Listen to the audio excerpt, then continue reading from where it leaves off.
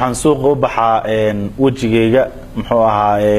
waan isqurxiyaa anigoo muxuu ahaa jidkeyga qaawinayn oo uu asturan yahay madaxa taa ka weyn ayaan muxuu ahaa ku xidhaa sheekh dadku waxay yiraahdaan diintu ma ogola madaxa in kor loo taago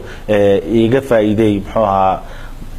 mideeda kalena muxuu ahaa sheekhu uu soo duceeyay waxaan ahay gabar daayar oo qurbaha joogta muxuu ahaa waalid ima joogo iyo aabo toona ilaahay ay ugu xifdiyo umuraha hay iga saqri jazaakumullahu khayr jazaa alxamdulillah amiin adigana allah ku xifdiyo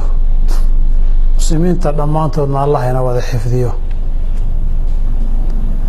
su'aasha laba qaybood weeye su'aashan Cabdiqaadir wajiga la qurxiyo magaaladana loo baxo dee quruxdii tabiiciga ay ka ziyaasan haday tahay waa haddii raafka la casaysto waa haddii raba waxyaabaha kale dhaldhalaalaya wajiga la saaro nuxurka iyo ujeedaduna ay tahay soo jiidasho iyo soo dabisto ay tahay taas ziinada xaddii tabiiciga ahayd aadka zaa'idka uga hadday gabadhu samaynaysa way samayn kartaa laakiin wajigeeda asturato hadday wuxuu kareem caadi oo la marsaday iyo tii dabiiciga ahayd tahayna marar baynu soo marnayo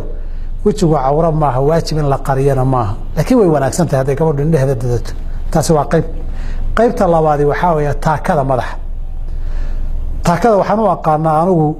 kuwan timaha lagula qabto mid yarna waa laga dhigi karaayo aan madaxa aada uga weyneyn